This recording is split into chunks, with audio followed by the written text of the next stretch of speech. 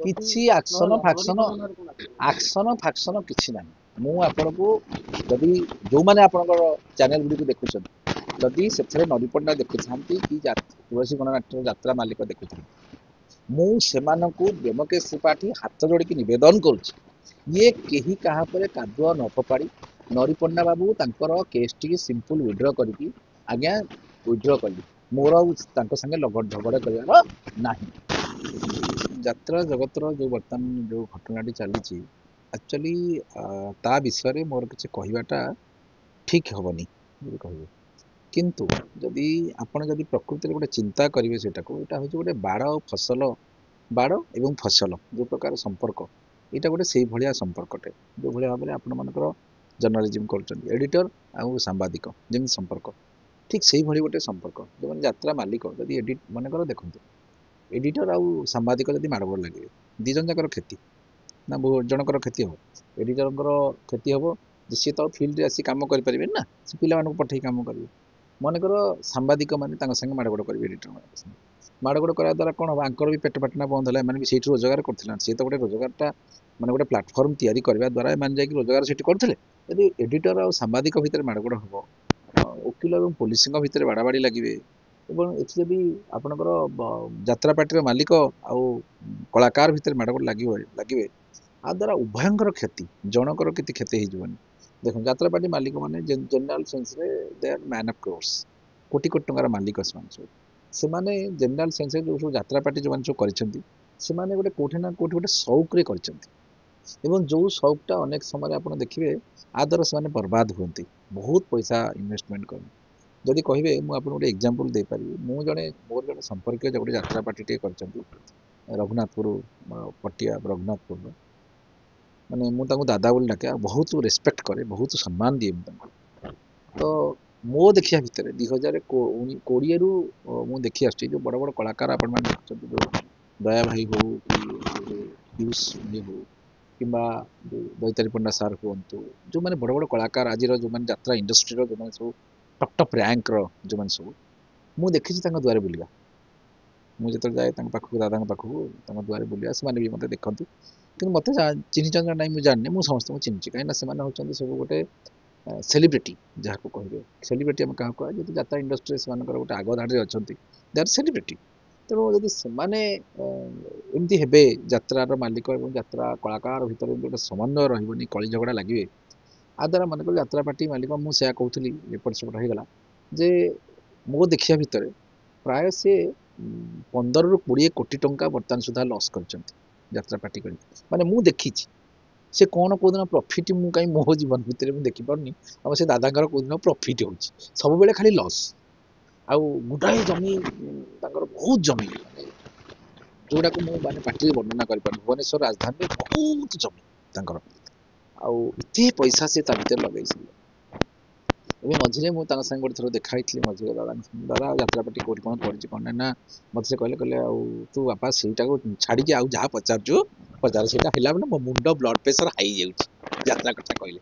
ତେଣୁ ମୁଁ ବୁଝିଗଲି ଯେ ତାଙ୍କର ସବୁ ପରିସ୍ଥିତି କ'ଣ। ଯଦି ଜଣେ ମାଲିକଙ୍କର ପରିସ୍ଥିତି ଏଠି ଏହା, ତାହେଲେ ଆପଣ ଥରେ ଚିନ୍ତା କରନ୍ତୁ ସବୁ ମାଲିକଙ୍କର ଅବସ୍ଥା କ'ଣ। ଆପଣମାନେ ଗୋଟେ ଜାଗାରୁ ଆଡ଼ଭାନ୍ସ ନେଇ ଆସିବେ, ଆପଣ ଆଡ଼ଭାନ୍ସ ନେଇ ସାରିଲା ପରେ ଗୋଟେ ଜାଗାରୁ, ଆଚ୍ଛା ସେଇ ଯେଉଁ ଲୋକଟି ମାଲିକଟି ସେ ଜାଣିଲା ମୋର ହିରୋ ହଉ, ହିରୋଇନ୍ ହଉ, କମେଡ଼ିଆନ୍ ହଉ, ଯିଏ ବି ହଉ, ଗୋଟେ ମାନେ ଭଲ କ୍ୟାରେକ୍ଟର ହଉ କରୁ କି ସେ ଯିଏ ବି ହଉ, ଗୋଟେ ଆଡ଼ଭାନ୍ସ ନେଲା ମାନେ ସେ ମୋ ଯାତ୍ରା ପାର୍ଟିରେ ବର୍ଷ ରହିବ, ସେ ସେଇ ଅନୁସାରେ ତାର ଆଡ଼ଭର୍ଟାଇଜମେଣ୍ଟ କଲା ଏବଂ ସେଇ ଅନୁସାରେ ଲୋକ ସେଟ୍ କଲା, ଏବଂ ଯେଉଁ କମିଟି ମାନେ ଯେଉଁମାନେ କରିଥିବେ ତାଙ୍କଠୁ ଆଡ଼ଭାନ୍ସଟା ଆଣିଲେ। ହଠାତ୍ ଆପଣ ଆଉ ଗୋଟେ କୋଉଠି ଗୋଟେ ରେଟ୍ ବଢ଼ିଗଲା, ପୁଣି ଏଠୁ ଡେଇଁକି ସେଠି। ଆଚ୍ଛା ଆ ଦ୍ୱାରା ସେ ମାଲିକଟା କରିବ କ'ଣ, ଥରେ ଭାବନ୍ତୁ, ଥରେ ଭାବିକି ଦେଖନ୍ତୁ। ଗୋଟେ ବିରାଟ ବଡ଼ ଡଙ୍ଗା, ଯେଡ଼େ ବଡ଼ ଡଙ୍ଗା, ଯେତେ ବଡ଼ ଡଙ୍ଗା ହେଇଥାଉ, ତା ଭିତରେ ଯଦି ଗୋଟେ ଛୁଞ୍ଚି ଭଳିଆ ଗୋଟେ କଣ୍ଟା, ମାନେ କଣାଟେ ରହିବ, ସେ ଡଙ୍ଗାଟା ବୁଡ଼ିଯିବ। ସେଇଭଳି ଯାତ୍ରା ପାର୍ଟିରେ ଯଦି ଏମିତି ଗୋଟେ ଗୋଟେ କ୍ୟାରେକ୍ଟର ରହିବେ, ସେମାନେ ମନେକର ଯଦି ଯାତ୍ରା ପାର୍ଟି କହିବେ ମୁଁ ବନ୍ଦ କରିଦେବି ବର୍ଷ, ଗୋଟେ ବର୍ଷ ମନେକର ସେ ବନ୍ଦ କରିଦେବେ ଯାତ୍ରା। ଆଚ୍ଛା ଯାତ୍ରାଟି ବନ୍ଦ କଲେ 200 କଳାକାର ପାଣିରେ ପଡ଼ିବେ, ଜଣେ ନୁହେଁ, ଜଣେ ଜଣଙ୍କ ପାଇଁ 200 କଳାକାରଙ୍କୁ ଖାଇବାକୁ ଆଉ ମିଳିବ। ବର୍ତ୍ତମାନ ଯାହା ଇଣ୍ଡଷ୍ଟ୍ରି ଅବସ୍ଥା ଆପଣ ଦେଖନ୍ତୁ, ମୁଁ ଦେଖୁଥିଲି ଯାତ୍ରା କଳାକାର ମାନେ ଇଣ୍ଡଷ୍ଟ୍ରିରେ, ଫିଲ୍ମ ଇଣ୍ଡଷ୍ଟ୍ରି ଯେତେ ପଇସା ରୋଜଗାର ଲୋକମାନେ କରୁନାହାନ୍ତି, ତାର ବାପ ସେମାନେ ସବୁ ରୋଜଗାର କରୁଛନ୍ତି, ଏତିକି ପଇସା ନେଉଛନ୍ତି। ତ ତେଣୁ ଯଦି ଦେଖିବେ ଜଣଙ୍କର ଲସ୍ ହେଲା ବୋଲି ତ ସମସ୍ତଙ୍କର ଲସ୍ ହେଇଥିବ ସେମିତି ଜରୁରୀ ନୁହେଁ। ଏତେ ଏତେ ଟଙ୍କାରେ ଯାତ୍ରା ପାର୍ଟି ମାଲିକ ମାନେ ଟଙ୍କା ସେମାନଙ୍କୁ ଦେଇପାରୁଛନ୍ତି ମାନେ ନିଶ୍ଚିତ କିଛି ନା କିଛି ଯାତ୍ରା ପାର୍ଟିରେ ସେମାନଙ୍କର ଲାଭ ହୋଇଥିବ। ମୁଁ ଜାଣିଛି ଯାତ୍ରା ପାର୍ଟିରେ ସେମାନଙ୍କର କିଛି ଲାଭ ହଉନି। କାହିଁକି ମୁଁ ଆପଣଙ୍କୁ ଗୋଟେ ଛୋଟିଆ କଥା କହୁଛି। ମଣିଷ ମାନଙ୍କୁ ନେଇକି ଯୋଉ କାମଟା କରାଯାଏ, ମଣିଷ ମାନଙ୍କୁ ନେଇ ମେସିନକୁ ନେଇ ଆପଣ ଯେତେ କୋଟି ଟଙ୍କା ଖର୍ଚ୍ଚ କରିକି ମେସିନକୁ ନେଇକି ଲଗେଇ ଦେଇପାରିବେ, ମଣିଷ ଯୋଉଠି ଦିଗୋଡ଼ିଆ ଲାଗିଲେ ଆପଣ ଆପଣ କେତେବେଳେ ସେଠୁ ଲାଭ ଉଠେଇ ପାରିବେ ନା। କେଡ଼େ କେଡ଼େ ଅଫିସ ମାନେ ଆପଣ ଯାଇକି ଦେଖନ୍ତୁ, କେଡ଼େ କେଡ଼େ ଅଫିସ ଲୋକମାନେ ସବୁ କରିଛନ୍ତି। ଆଜି ଗୋଟେ ପିଅନ ଥିଲେ, କାଲି ତାର ଡାଟା ଏଣ୍ଟ୍ରି ଅପରେଟର ନାହିଁ, କାଲି ଡାଟା ଏଣ୍ଟ୍ରି ଅପରେଟର ଥିଲେ, କାଲି ସିକ୍ୟୁରିଟି ନାହିଁ। ମାନେ କୋଉଦିନ ସାର୍ ମୋ ଟିକେ ମୋ ବୋଉର ଦେହ ଖରାପ, ମୁଁ ଟିକେ ଗାଁକୁ ଯାଇକି ଆସୁଛି। ତା ସକାଳେ ଇଏ ଗାଁକୁ ପଳେଇବଣି, ତା ବୋଉ ଫୋନ କରିବଣି, ସାରେ ନା କଣ ହେଲା, ନା ପୁଅ କାହିଁ ଗାଁକୁ ଆସିନି। ନା ପୁଅ କୁଆଡେ ଗଲା, ସେ ତ ଆପଣଙ୍କ ଦେହ ଖରାପ ମେଡିକାଲ ଅଛି ବୋଲି କହିକି ଯାଇଛି ଗାଁକୁ, ସେ ଗଲା ସିଆଡେ, ଆଉ ସେ ନ ଫେରିଲା। ବୁଝିପାରୁଛନ୍ତି? ଗୋଟେ ଅଫିସଟା, ଆମେ ଗୋଟେ ଛୋଟ ଛୋଟ ଅଫିସ ଚଳଉଛି, ଆମ ମୁଣ୍ଡ ବିନ୍ଧୁଛି। ଯାତ୍ରା ପାର୍ଟିରେ ଆପଣ ଚିନ୍ତା କରନ୍ତୁ, ଟେଣ୍ଟ ବୁହାଠୁ ଆରମ୍ଭ କରିକି କମେଡିଆନ ପର୍ଯ୍ୟନ୍ତ, ମ୍ୟୁଜିସିଆନ ଠାରୁ ଆରମ୍ଭ କରି ମାନେ ଯୋଉ ଖଣ୍ଡା ଉଠା ରୋଲ ପର୍ଯ୍ୟନ୍ତ, ଡ୍ରେସ୍ ପଡ଼ିଗଲେ ଜଣେ ଉଠେଇ ଆଣିବେ, ତାର ବି ଗୋଟେ ରୋଲ ନା। ଆଚ୍ଛା, ଏତେ ଲୋକମାନଙ୍କୁ ଏକତ୍ରିତ କରି ତାଙ୍କୁ ଦରମା ଦେଇ ସକାଳେ ଚା, ତାପରେ ଦ୍ୱିପହରେ ତାପରେ ଟିଫିନ, ଦ୍ୱିପହରେ ମିଲ୍, ତାପରେ ପୁଣି ଟିଫିନ, ଚାରିଟା ବେଳେ ପୁଣି ରାତିରେ ଖାଇବାକୁ ଦେଇକି ନାଚ କରାଇବା ଏତେ ସହଜ କାମ ବୋଲି ଆପଣ ଭାବନ୍ତୁ। ଇଏ ମ୍ୟାନେଜମେଣ୍ଟ କରିବା ପାଇଁ 4 ଜଣ ମ୍ୟାନେଜର ଅଛନ୍ତି। ପୁଣି କୋଉଠି ଯାତ୍ରା ପଇଲା, କୋଉଠି ପବନରେ ଭୁଷୁଡି ଗଲା, କୋଉଠି ଦରି ଚିରିଗଲା, ଆଉ ଏଇଟା ହଉଛି ଯେତେ ଲୋକ। ଆପଣ ଥରେ ଦୂରକୁ ସୁନ୍ଦର ଉଚ୍ଚ ପର୍ବତ, ପାଖକୁ ସୁନ୍ଦର କନ୍ଧ, ଦୂରକୁ ସେମାନେ ସୁନ୍ଦର ଦେଖାଯାଉଛନ୍ତି, ଏଡେ ବଡ ଯାତ୍ରା ପାର୍ଟିର ମାଲିକ, ତାଙ୍କର କଣ ହଉଛି ସିଏ ଜାଣିଛନ୍ତି। ଆପଣ ଗୋଟି ଗୋଟି ଯାତ୍ରା ପାର୍ଟି, ମୁଁ ଆପଣଙ୍କୁ ଆଜି କହୁଛି, ଆପଣଙ୍କ ଟିଭି ମାଧ୍ୟମରେ ଲାଇଭରେ ମୁଁ ଆଜି କହୁଛି, ଆପଣ ଗୋଟି ଗୋଟି ଯାତ୍ରା ପାର୍ଟି ବାଲା ଯୋଉ ମାଲିକ ମାନେ ଅଛନ୍ତି, ତାଙ୍କ ପାଖକୁ ଯାଇକି ଦେଖନ୍ତୁ ତାଙ୍କ ପରିବାର ଅବସ୍ଥା କଣ। ଯୋଉମାନଙ୍କର ପୂର୍ବ ଅର୍ଜିତ ବହୁତ ଗୁଡେ ପଇସା ଅଛି, ସେମାନେ ଯାତ୍ରା ପାର୍ଟିରେ କିଛି ଇନଭେଷ୍ଟ କରିଛନ୍ତି, ଏବଂ ଯୋଉମାନଙ୍କର ଅଦର ବିଜନେସ ଅଛି, ଆଉ କିଛି ଗୋଟେ ବିଜନେସ ଅଛି, ସେମାନେ ଯାତ୍ରା ପାର୍ଟିଟା ଗୋଟେ ସଉକ କରି କରିଛନ୍ତି। ଆପଣ ଯଦି ଦେଖନ୍ତୁ ଥରେ, ଆମେ ଦୂରକୁ ଦେଖିକି କାହାକୁ ଆକଳନ କରିପାରିବାନି, ପାଖକୁ ଥରେ ଯାଇକି ଦେଖନ୍ତୁ, ବାଡେଇ ପାରିବେ, ଝାଙ୍କିକି ଯାଇକି ଦେଖନ୍ତୁ ଯେ ପ୍ରକୃତରେ ସେମାନେ କେତେ କଷ୍ଟ ଦୁଃଖରେ ଅଛନ୍ତି। କଳାକାରକୁ ବାଡେଇ କେ ପାରିବେ। କୋଶ୍ଚିନ୍ ଉଠେ, ମୁଁ କହିଲି କୋଅର୍ଡିନେସନ, ଆପଣ କଣ ବୁଝିଲେ? କୋଅର୍ଡିନେସନ ରହିବା ଦ୍ୱାରା ନା କଳାକାର ତାଙ୍କୁ ଠକିବା ଦରକାର, ନା ସେମାନେ ତାଙ୍କୁ ପିଟିବା ଦରକାର। କୋଅର୍ଡିନେସନ ଯୋଉଟାକୁ କୁହାଯିବ, ବାପ ପୁଅର ସମ୍ପର୍କ। ମନେକର କାଲି ସକାଳେ, ମନେକର ମୋ ବାପ, ମୋର କିଛି ଭୁଲ ନାହିଁ, ମତେ ଦାଣ୍ଡରେ ଦିପଦ ଗାଳି ଦେଇଦେଲା, ମୋ ବାପକୁ ଦାଣ୍ଡରେ ଗାଳି ଦେଇକି ବାଡେଇବି କି? ସେଇ ବାପ ସନ୍ଧ୍ୟାବେଳକୁ ଆସିକି ନିଜେ ନିଜେ ରିଅଲାଇଜ କରିବ, ଯଦି ମୋ ମୁହଁ ମାନେ ଢଙ୍କେଇକି ଆସିକି ଘରେ ପହଞ୍ଚିଛି, ସେଇ ବାପ ନିଜେ ରିଅଲାଇଜ କରିବ ମୁଁ ମୋ ପୁଅକୁ ଦାଣ୍ଡରେ ଗାଳି ଦେବା ଗୋଟେ ବିରାଟ ବଡ ମସ୍ତ ବଡ ଭୁଲ କରିଛି। ଆଉ ଆପଣ ଯଦି ବାପାକୁ ସେମିତି ମାଡ଼ଗୋଳ କରିବେ, ଆପଣଙ୍କର ଯିଏ ଅନ୍ନଦାତା, ସିଏ ଆପଣ ଭାବୁଥିବେ ଯୋଉ ତୁଳସୀ ଗଣନାଟ୍ୟ ମାଲିକ ମୋ ମାଉସୀ ପୁଅ ଭାଇ କି, ନା ସିଏ ମୋ ମାଉସୀ ପୁଅ ଭାଇ ନୁହଁ କି, ମୁଁ ତାଙ୍କୁ ଚିହ୍ନିନି କିଏ। ବୁଝିପାରିଲେ ତ, ମୁଁ କାହା ପାଇଁ କହୁନି, ଯୋଉଟା ନିଛକ ସତ୍ୟ କହୁଛି। ଜଣକୁ ଯେମିତି 1200 ବଢେଇରେ ଦାୟୀ ନା ଧର୍ମାରେ ଦାୟୀ, ଜଣକ ପାଇଁ 1200 ବଢେଇ। ଯଦି ସବୁ ଯାତ୍ରା ପାର୍ଟି ମାଲିକ ମାନେ ଏଇ ଯୋଉ ଡିଷ୍ଟର୍ବାନ୍ସ ଟାକୁ ଦେଖିବେ, ବିରି ମାଡ଼ ଦେଖି କୋଳଥ ଚେପା। ଆପଣ ଦେଖିବେ ବର୍ତ୍ତମାନ ବହୁତ ଜାଗାରେ ଦେଖିବେ, ବହୁତ ଗୁଡେ ଅଫିସ ବର୍ତ୍ତମାନ ଆଉ ଝିଅ ମାନଙ୍କୁ ରଖିବାକୁ ଡରୁଛନ୍ତି ଅଫିସ। କଣ ପାଇଁ ଡରୁଛନ୍ତି? ଝିଅ ମାନଙ୍କୁ ଅଫିସରେ ଲୋକମାନେ ଆଗରୁ ଯୋଉ ଝିଅ ମାନଙ୍କୁ ଚାକିରି ଦଉଥିଲେ, ଏବେ ଡରୁଛନ୍ତି। କାହିଁକି? ବହୁତ ଜାଗାରେ ଏମିତି ମିଛ କେସ୍ ଗୋଟେ ଗୋଟେ ହେବା ଦ୍ୱାରା ଲୋକମାନେ ଡରିଲେ। ତାପରେ ଆ ଦ୍ୱାରା କଣ ହେଲା, ଗୋଟେ ଇନୋସେଣ୍ଟ ଝିଅଟେ ଯାହାର ନିହାତି ପଇସା ଦରକାର, ରାଜଧାନୀରେ ରହିବ, ଗୋଟେ କିଛି ପଇସା ରୋଜଗାର କଲେ ପାଠ ପଢିବ, କିଛି ପଇସା ରୋଜଗାର କଲେ ଗାଁକୁ ପଠେଇବ ତା ବାପା ମା ପାଖକୁ, ସାନ ଭାଇଟା ଗାଁରେ ସିଆଡେ ପଢିଛି, ମା ବାପା ଇଆଡେ କ୍ୟାନ୍ସରରେ ଅଛନ୍ତି, ସେ ପିଲାକୁ ବି ଚାକିରି ମିଳୁନି। ତାର ରିଜିନଟା ହଉଛି ସେ, ଆପଣ ଦେଖନ୍ତୁ ନିଜେ ପ୍ରାକ୍ଟିକାଲ ଜିନିଷଟାକୁ ଦେଖନ୍ତୁ। ଆଗରୁ ଝିଅମାନଙ୍କୁ ଯୋଉଠି ମାନେ ସେଠି ଗୋଟେ ଜବଟେ ମିଳୁଥିଲା, ଏବେ ଆଉ ମିଳୁନି। ଏବେ ସମସ୍ତେ ଲୋକମାନେ କହୁଛନ୍ତି ନାଇଁ ପୁଅ ପିଲା ଚାକିରି କର, କାହିଁକି ଟେନସନ ନାହିଁ। ରାତି 9ଟା ପର୍ଯ୍ୟନ୍ତ ପୁଅ ବାପା ଟିକେ ରହିଯା, ଟିକେ ଆଜି ଟିକେ କାମଟା ଟିକେ କରିଦେଇକି ଯିବୁ। ଯଦି ଆପଣ ଗୁଡ ବ୍ୟବହାର କରୁଛନ୍ତି, ସେ ରହୁଛି ନା ନାହିଁ। କିନ୍ତୁ ଝିଅ କଣ, ସନ୍ଧ୍ୟା 7 ବେଳକୁ ବେଗ ବସ୍ତାନ ଧରିକି ଚାଲିଲା।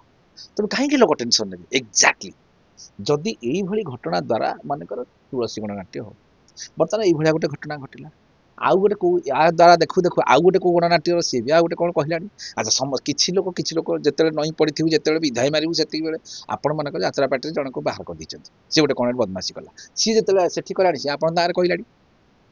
ସିଏ ଆଉ କହୁଛି ମତେ କାହିଁ ବାହାର କରିଥିଲେ, ସିଏ କହିଲା ୟା କଲା ତା, ଏ ଯୋଉ ଛୋଟ ଛୋଟ ଗୋଟେ ଇସ୍ୟୁ ଦ୍ୱାରା। ଆଚ୍ଛା, ଗୋଟେ ଯାତ୍ରା ପାର୍ଟି ମାଲିକ ମନେକର କାଲି ସକାଳେ ଗୋଟେ କଣ ହେଲା, ଗୋଟେ ଆରେଷ୍ଟ ହେଇଗଲା। ଆଚ୍ଛା, ଅଲଗା ଯାତ୍ରା ପାର୍ଟି ମାଲିକ ମାନେ କୁହନ୍ତି ଆମେ ସେ ଧନ୍ଦାରେ କାହିଁ ପଶିବା, କାହିଁକି ଆରେଷ୍ଟ ହବା, କାହିଁକି, ଆମକୁ କୋଉ ଆଠଣା ଆଧିରୁ ମିଳୁଛି କି, ବନ୍ଦ କର।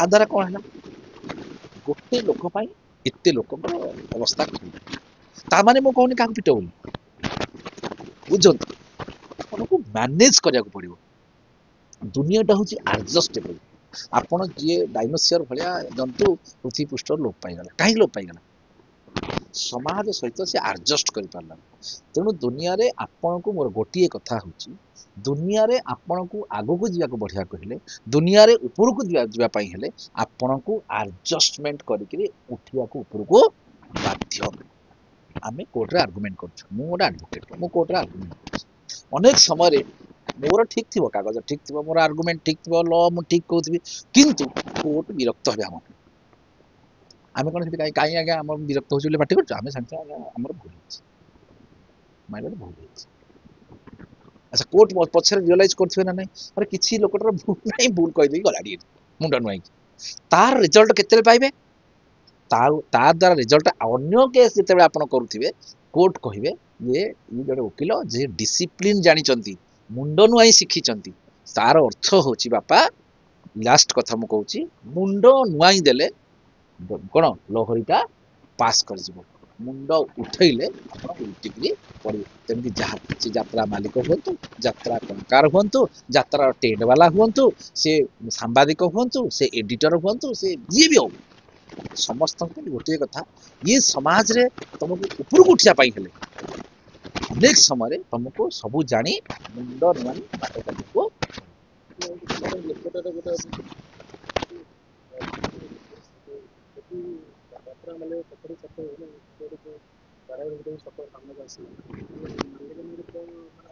किसी एक्शन फाक्शन किसी ना मु आपण को जदि जो मैंने आपणकर चैनल गुडी देखुं जदि से नवी पंडा देखु कि तुलसी गणनाट्य यात्रा मालिक देखु मुझे व्यमकेश त्रिपाठी हाथ जोड़ी नवेदन करुच्ची ये कहीं क्या कादुआ न फपाड़ी नरी पंडा बाबू तांकर केस टी सिंपल विड्र करके आज्ञा विड्र कली मोर संगे लगड़ झगड़ करार ना कि तुलसी गणनाट्य मालिक जो बैन ऑर्डर कर बैन इमिडिएटली विड्र करने कथा कोऑर्डिनेशन है कि यात्रा जो जगत को केमती आगु को बढ़िबो तापई बसिक चिंतन करने आवश्यकता अच्छी